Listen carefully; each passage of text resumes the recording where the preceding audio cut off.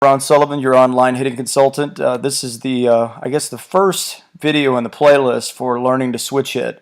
If you watched my intro, you would know that, and I'm assuming because you're watching this, you're probably saying, okay, I'm a right-handed hitter that wants to learn to bat on the left side.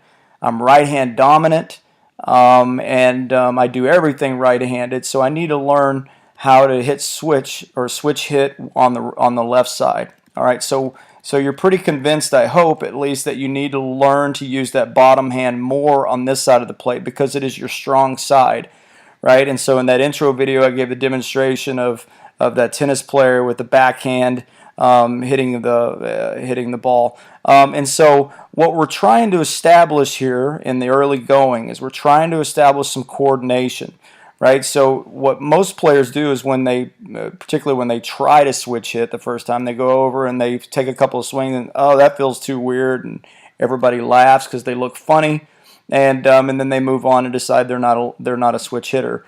And the reality is because the players spent very little time trying to create some sort of coordination around the movement, right? And so the more you establish certain feelings, right, then you give yourself a chance to at least weigh the possibility, okay, maybe I am a switch hitter, okay, and so here's a heavy ball drill. This is the first level, and you're learning on how to be a switch hitter, is we're going to take advantage of your strong side, which is your right side. Now, obviously, as you grow and learn how to switch hit, the top hand will be a big player in the swing, and so all these drills, while the bottom or the top hand or backhand is coming off of the ball, it's not necessarily meant to emulate what we're going to do when we swing the bat. All right, it's just a matter of this is just the way the drills work that we're emphasizing the bottom hand.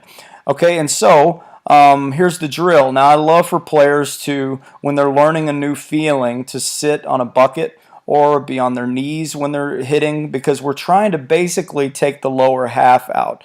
And so we're isolating the upper half so that we can feel a coordinated movement here, in that our legs aren't going to get in the way. And let's face it, if you are not used to batting on this side of the plate, legs will get in the way because you don't know how to use them. So we're going to get to all that, okay, and how to use this side a little bit better. But right now we're going to start with that bottom hand. And so I've got a 5-pound ball in my hand. All right, and it's I think I got it at Walmart, and it's one of those basically like a sand-filled ball to where you can hold on to it. Now you got to be, listen, this isn't for 8 and 9-year-olds. So if you'll have to be, if you're watching this and you've got a youngster that's smaller in stature, you got to be smart, right? If you're going to use a weighted ball, make sure it's not 5 pounds, and it's something that they can grip all the way through to a finished position like this without hurting themselves. Okay, and so that's exactly what I have, a 5-pound ball. Now my setup is I like to have, number one, I like to have the elbow back on the top hand. Just the way a preference that I have. It's the way I teach the swing, and so if you would like to emulate what I'm doing here, you just maybe feel that your elbow, your back elbow, is in line, on the same line as your shoulders, okay? And most importantly for this drill, that the elbow is basically behind the top hand, okay? And then as far as the bottom hand, or the front hand in this instance, it's gripping this ball rather tightly, because I'm going to, when I unload here, I'm going to have to hold on to the grip, right, to feel that full extension and that explosiveness. So I have the tee pretty close to my body. It's not supposed to emulate doing tee work. It's just really giving us I guess a checkpoint, in that when we're working through, the ball is going to graze the top of the tee.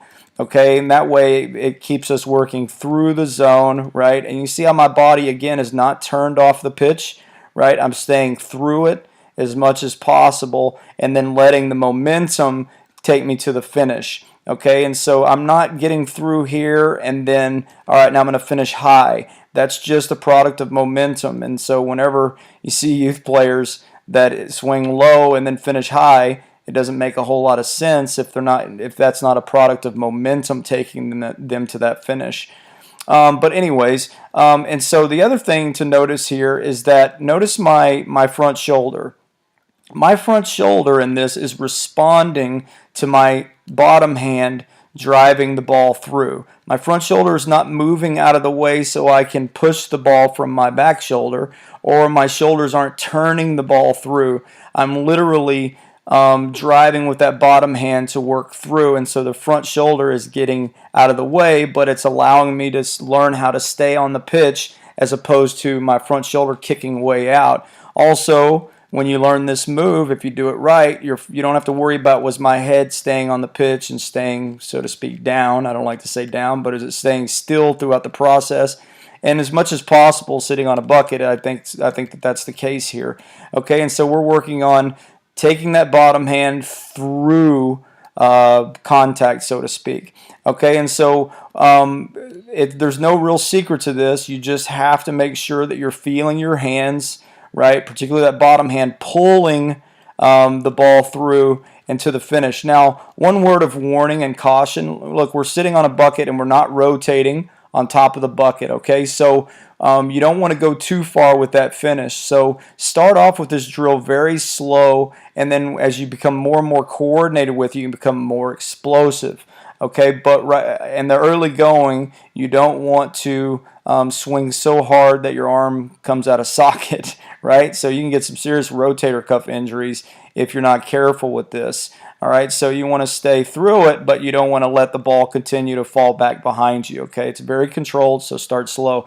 As far as the ground, I'm trying to stay as firm in the ground as possible without letting my body or my lower half twist around. Now, younger players are going to have a problem with that, but we're really trying to establish that the upper half, where it's an isolation, we're really trying to work the upper half harder maybe than we need to, but we're trying to feel this entire core, right?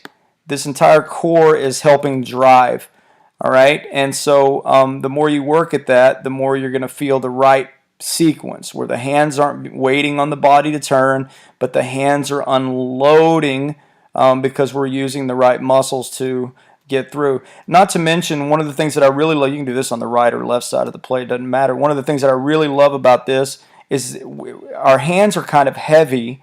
When we coordinate these, our hands are kind of heavy, and it forces you to continue to let everything extend through. And this is a move that most youth players don't have, because they're normally steering the top hand around the ball, and so they roll over really early. So this is a good feeling on either side of the plate.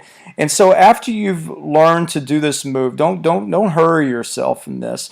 Really try to learn to feel things in such a way that you're going to be like, that feels a little more natural. Okay, I'm getting this. Then you can move to, I've just got a baseball in my hand here, and then I'm going to load down. That's not really important. Okay, but what I'm trying to work on here is being quick. All right, so after you do a bunch of drills with the heavy ball, then work at putting a baseball in your hand and then grazing that baseball over the top of the tee and letting the finish go back. And you see my finish is a little bit longer this time, but I'm really working on feeling quick, letting the hands get through as fast as possible, particularly that bottom hand. Okay, and so the more you can kind of get that feeling, the more we start establishing some sort of coordination, which starts to kind of eliminate that awkwardness, right? And that's why nobody wants to bat on this, or they don't try switch hitting, because they get over there and do it one time and go, well, that just felt awkward. Well, we're fighting through that by feeling some certain movement, certain feelings that are going to make this a lot easier. Something interesting to point out, if you're a right-hander and you throw a frisbee, you're probably going to do it from the left side, so to speak, to where you're throwing with your right hand and still working from like you're on the left side of the plate.